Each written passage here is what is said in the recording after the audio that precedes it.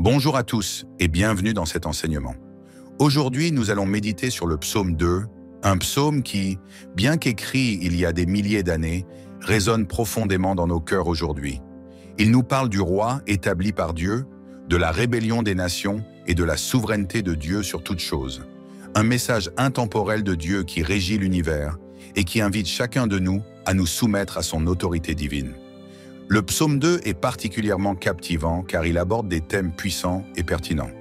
La rébellion contre Dieu, les complots des rois et des peuples, mais aussi la promesse du triomphe de Dieu et de son Messie.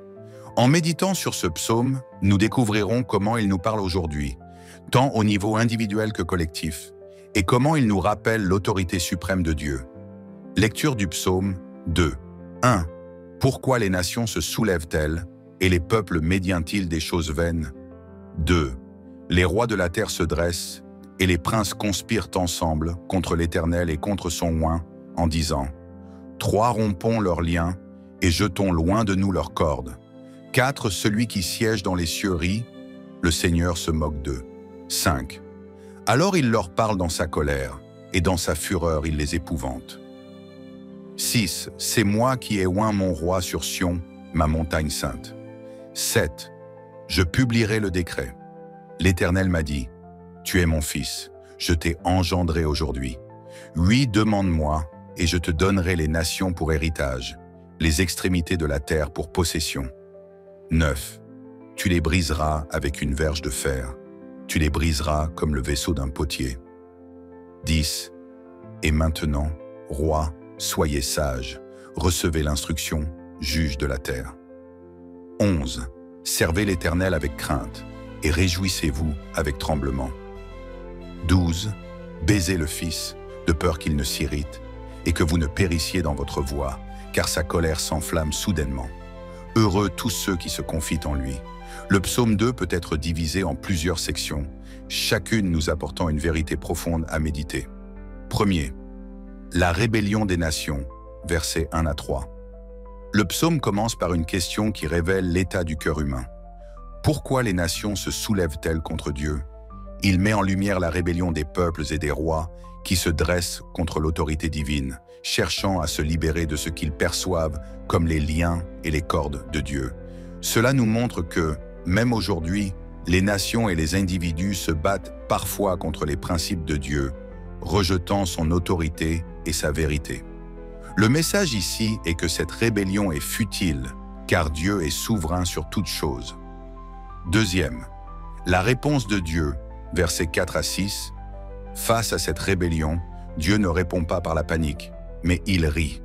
C'est un rire plein de souveraineté, car Dieu sait que ceux qui se rebellent contre lui ne peuvent pas réussir à renverser son plan. Dieu annonce qu'il a oint son roi sur Sion, la montagne sainte. Cela fait référence au Messie, Jésus-Christ, que Dieu a choisi pour régner. Ce passage nous montre que, malgré la rébellion de ce monde, le plan de Dieu ne peut être arrêté. Troisième, la promesse de Dieu, versets 7 à 9. Dans ces versets, le roi, le Messie, parle de sa relation intime avec Dieu. Dieu lui dit « Tu es mon fils », ce qui fait directement référence à Jésus, le Fils de Dieu, qui a été envoyé pour accomplir la volonté du Père. Il lui est donné les nations pour héritage et les extrémités de la terre pour possession, ce qui signifie que Jésus régnera sur tous les peuples, qu'ils soient croyants ou non. Cette promesse de victoire sur toute la terre nous rappelle que le règne de Christ est inébranlable et qu'il régnera sur toutes choses à la fin des temps. Quatrième, l'avertissement aux rois et aux juges, versets 10 à 12. Les rois et les juges de la terre sont invités à se soumettre à Dieu. Servez l'Éternel avec crainte et réjouissez-vous avec tremblement. Cette exclamation nous montre que même les autorités humaines doivent reconnaître la souveraineté de Dieu. Ils doivent se soumettre à son autorité, car comme l'indique le dernier verset, la colère de Dieu peut s'enflammer soudainement. Cet avertissement s'adresse à tous ceux qui se dressent contre l'autorité divine, qu'ils soient rois, présidents ou simples citoyens. Cinquième, le bonheur de ceux qui se confient en Dieu, verset 12. Le psaume se termine par une promesse de bénédiction pour ceux qui se soumettent à l'autorité de Dieu. Heureux tous ceux qui se confient en lui. Cela nous rappelle que ceux qui reconnaissent Jésus comme leur Seigneur et Sauveur vivront sous sa protection et sa bénédiction.